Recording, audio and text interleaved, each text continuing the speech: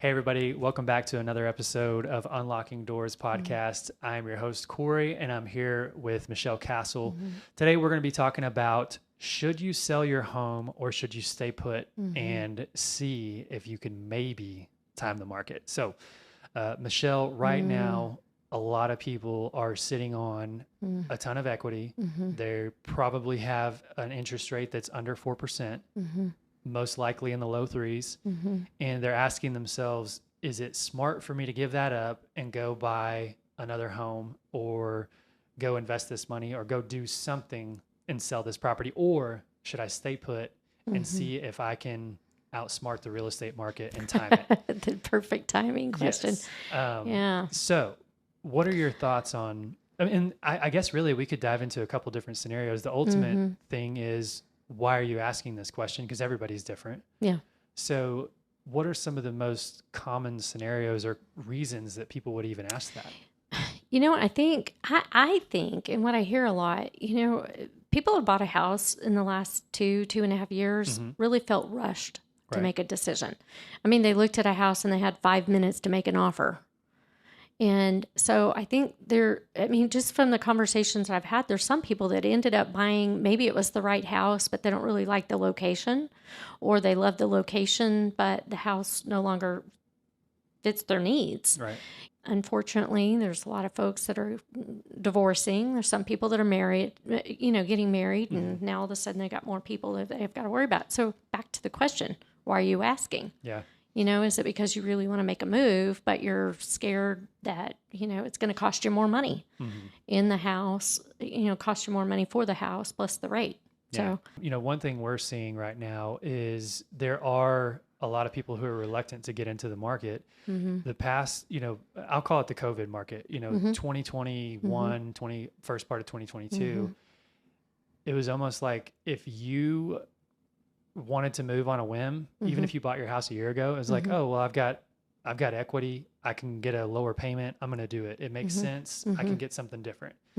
But there was that aspect of you feel rushed. And now people really have to stop and say, okay, if I'm moving, there has to be a really good reason, like financially, or maybe my living situation has drastically changed and people aren't just on a whim going out and shopping for homes. right. So I've always kind of referred to it as like the golden handcuffs of that low interest rate. What I've seen is people, they're not just jumping into the market like they were, which is keeping, those homeowners that bought that are tied to those interest rates, it's keeping inventory from coming to the market. Right.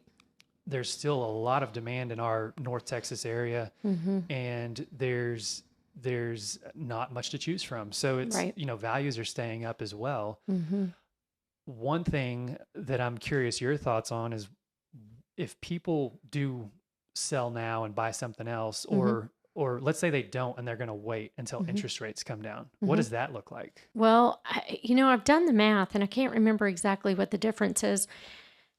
And again, you just have to run the numbers in your specific scenario. So if you were to sell your house now and you leave that 3 or 4% interest rate, I mean, you're going to pay a little bit more for the house now. However, what we have found is sellers are a lot more flexible right now than they have been in the past. So I'm seeing people get a better deal or they're getting a little bit more assistance. You've got all of this equity in your home. Go ahead and pay off some debt, borrow maximum amount on that house for right now, put a little bit of money in your pocket, because I really feel like that's probably smarter to kind of wait. It's just cost of everything has risen. Right. So, right size your finances and go ahead and buy now, because if you wait a year from now, the house is going to cost more because we're still continuing to appreciate. And I feel if you're waiting for the rates to go down, there's going to be more buyers out there. So you're likely going to have another one of those situations where you pay more for the house. Yeah. So, I was doing the math the other day. If you buy a $350,000 house now, then, your payments are probably going to run you about $3,400, $3,500.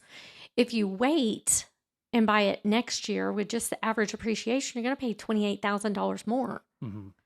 So I always just think temporary interest is temporary.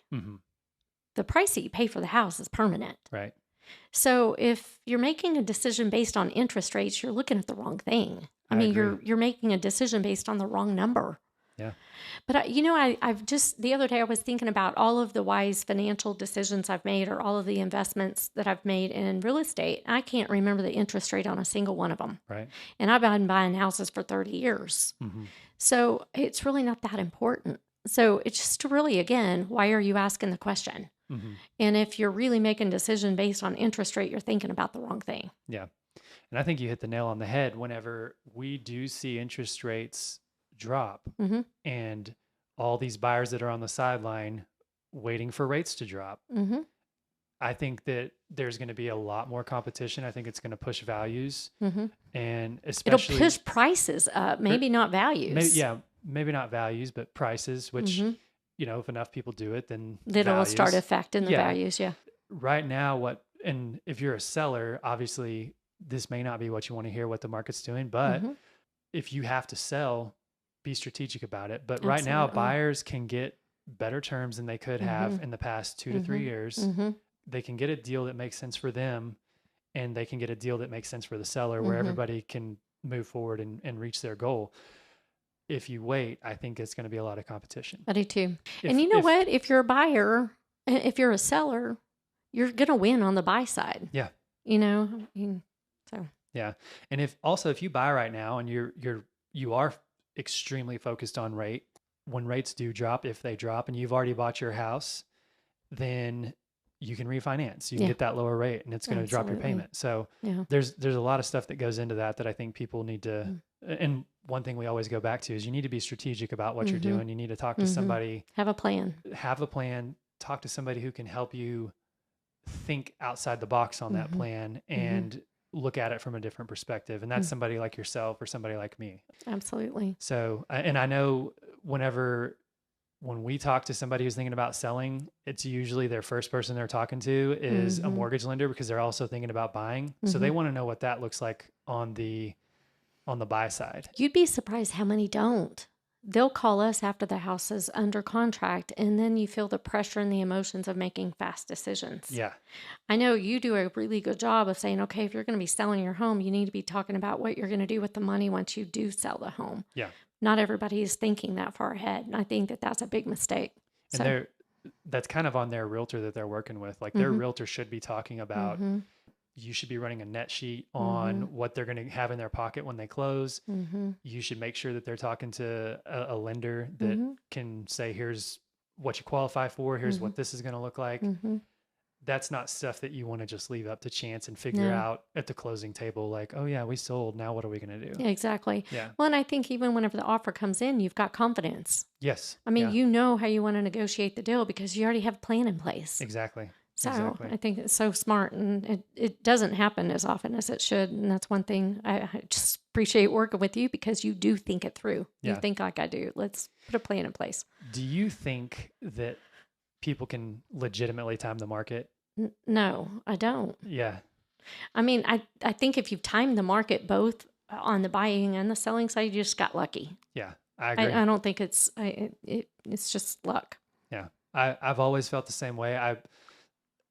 For every deal that I've sold that I thought I was getting, and I'm talking about my own personal real estate investments, for every property I've sold that I was like, oh, I sold at the top of the market. When I look 6 months, a year down the road, I'm like, golly, I left so much money on the table. If I just held it another year. And then, but on the flip side, it's if you don't sell, and I've had some situations where I'm like, well, I should have sold 6 months ago, but I thought the values would continue to go up, and you just never know where it's going to be. No. In that certain cycle that you're in. So I agree. I don't think you can time the market. I think you have to take your scenario and be strategic about it and make things happen. So. There's only a couple of scenarios where it's like, damn, I was smart. I did really well. Yeah. That out of all of those transactions, everything else was just a transaction. It just, yeah.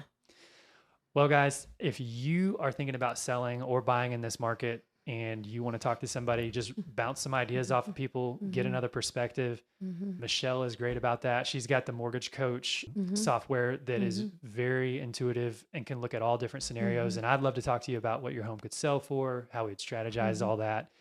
But if you have any questions, be sure and reach out to one of us. We'd love to help you out. I Give us a think we got it. like, a I think we thumbs got it. up, subscribe, Oh, yeah. That's the part I was going to add. Yeah. Yeah. Thumbs up. share it with a friend. Subscribe. Make comments. Yeah. We want to hear from you. All right. Well, thank y'all for tuning in to the Unlocking Doors podcast, and we'll catch you on the next episode.